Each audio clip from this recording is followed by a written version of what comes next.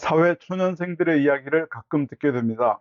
신문 방송에서 퇴직한 이야기를 접하기도 하고 어쩌다 만난 젊은이가 이직했다는 이야기도 듣게 됩니다. 이유는 여러 가지가 있겠지만 직무가 마음에 들지 않아서, 직장 상사가 마음에 들지 않아서 등의 원인을 들으면 안타깝습니다. 좋아하는 일을 만나서 직장 생활을 할 수 있으면 큰 복입니다. 거기다 좋은 상사를 만나면 더 말할 나위가 없습니다. 현실은 그렇게 운 좋은 경우가 드뭅니다. 좋아하는 일이라든가 내가 잘 할 수 있는 업무란 것도 판단하기가 힘든 경우가 많습니다. 지금의 젊은 직장인들에게 참고가 되기를 바라는 마음으로 저의 과거 이야기를 하겠습니다. 입사하고 얼마 동안 지내면서 회의가 들었습니다. 학교 공부를 열심히 하지 않았으면서도 내가 이런 일을 하려고 경영학을 전공했나 하는 생각을 했습니다. 경영학과에서는 CEO의 관점으로 가르칩니다. 그러니 실망이 더 컸지 싶습니다. 그런 회의와 실망이 드는 가운데도 일은 해야 했습니다. 두 가지 경험을 말씀드리죠. 첫째 이야기는 신입사원인에게 기술료를 지급하라는 업무가 맡겨진 것이었습니다. 한 사업부의 기획부에서 일을 했는데 그 사업부에는 3개 제품이 있었고 그 제품이 모두 외국에서 기술을 도입한 것이었습니다. 계약에 따라 기술료를 지급해야 했습니다. 그중 2개 제품은 정액으로 계약이 돼 있으니까 문제가 없었습니다. 그런데 한 제품은 매출액의 일정 비율로 기술료를 지급하게 되어 있었습니다. 부장님은 계약서를 주시면서 계약대로 지급하라고 말씀하셨습니다. 아주 단순한 일이었죠. 그렇지만 두꺼운 계약서를 꼼꼼히 읽어보았습니다. 영어판이 원본이고 한글 번역도 있었습니다. 애매한 문구나 어려운 문구는 2가지 버전을 다 거듭 읽어보기도 했습니다. 계약에 따라 지급한다고 했지만 거금을 지급하려니 그렇게 되더군요. 그런데 매출 상황을 보니 기술 도입 계약서에 표기한 생산량보다 훨씬 많은 양이었습니다. 신입사원이었지만 매출액에 상응하는 금액을 주려니 아깝다는 생각이 들었습니다. 궁리했습니다. 해당 부문의 기술자들과도 상의했습니다. 그러다가 생각해냈습니다.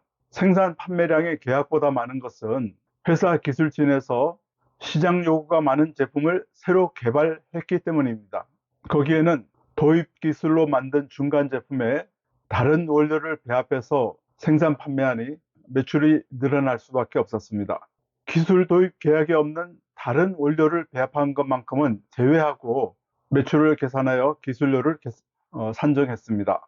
지급액을 대폭 줄일 수 있었습니다. 그 결과를 변호사 사무실에 의뢰해서 계약에 충실하다는 판정을 받았습니다. 변호사 비용이 당시에 내 연봉만큼이나 되어 놀랐지만 비교도 안 되는 큰 돈을 줄일 수 있었으니까 기뻤습니다.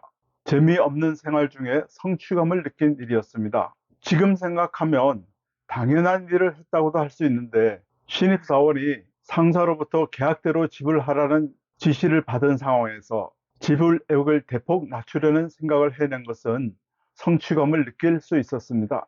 두 번째 이야기는 아주 단순한 일입니다. 한 해 동안에 사업부 사업계획을 수립하고 분기마다 경영 실적 분석을 하는 일은 수많은 숫자 작업이었습니다. 회사는 민간 기업으로선 선도적으로 대형 컴퓨터를 도입하였지만 그 당시는 PC가 도입되기 전이었습니다. 책상 위에는 큼지막한 수동 계산기 한 대가 놓여 있었습니다. 결국 계산기 숫자판 누르는 일을 전문 타자수의 타자 속도만큼 빨리 해내기 위해서 노력했고 달성했습니다. 그리고 한 번 숫자 작업을 하면 같은 숫자를 2번 입력해야 했습니다. 한 가지 예로 가로 방향으로는 분기별 합산을 내야 했고 세로 방향으로는 계정 과목별 합계를 내어야 했습니다. 지금 기억으로는 계산기에 중간 메모리 키가 3개가 있었습니다. 그 키를 이용하고 또 절묘한 아이디어를 내어서 숫자를 한 번만 입력하고도 가로, 세로 방향으로 다 합계를 낼 수가 있었습니다. 그러니 작업 시간을 대폭 단축할 수 있었죠. 이렇게 계산기를 만지는 작은 일을 통해서도 재미를 느꼈습니다. 그렇게 하다 보니 나중에 PC가 도입될 때는 누구보다도 열심히 했고 잘 할 수 있었습니다. 시간이 좀 더 지나서는 결산서의 개선도 시도했습니다. 회사는 선도적으로 훌륭한 사업 부지를 운영해서 결산서가 나올 때마다 사업부의 결산서도 나오고 있었습니다. 손익계산서와 그 당시 대조표가 발행되고 있었다는 말씀이죠.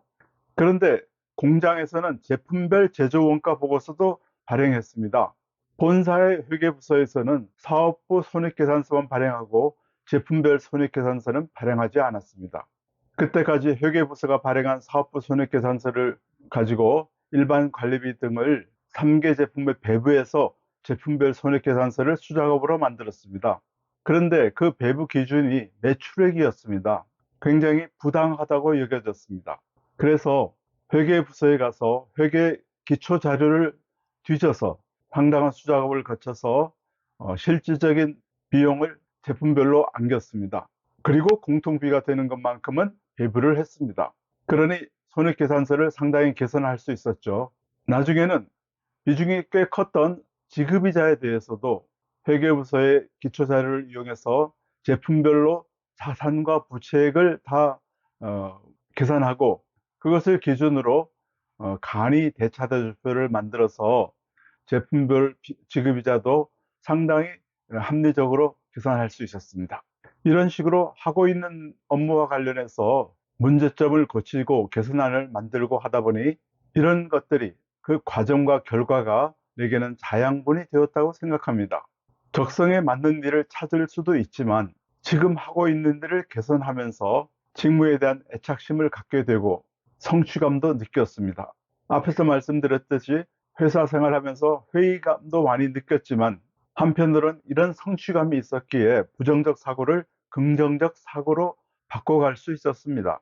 이런 일을 하려고 입사한 게 아니다 하던 생각은 점차 사라지고 하는 일에 몰입하게 되었습니다. 예, 저는 젊은 신입사원들에게 이런 말을 하고 싶습니다. 직무가 맞지 않다든가 또는 하기 싫다든가 재미없다든가 할 때 당장 그만둘 게 아니라 일정 기간은 예를 들어서 한 3년간은 그 일을 누구보다도 잘할 수 있게 해본 다음 결정해도 늦지 않다고 말입니다. 3년 동안은 낭비의 기간이 아니죠. 일을 더 잘하려고 노력하는 시간만큼은 나의 자산이 된다는 것을 기억하기 바랍니다.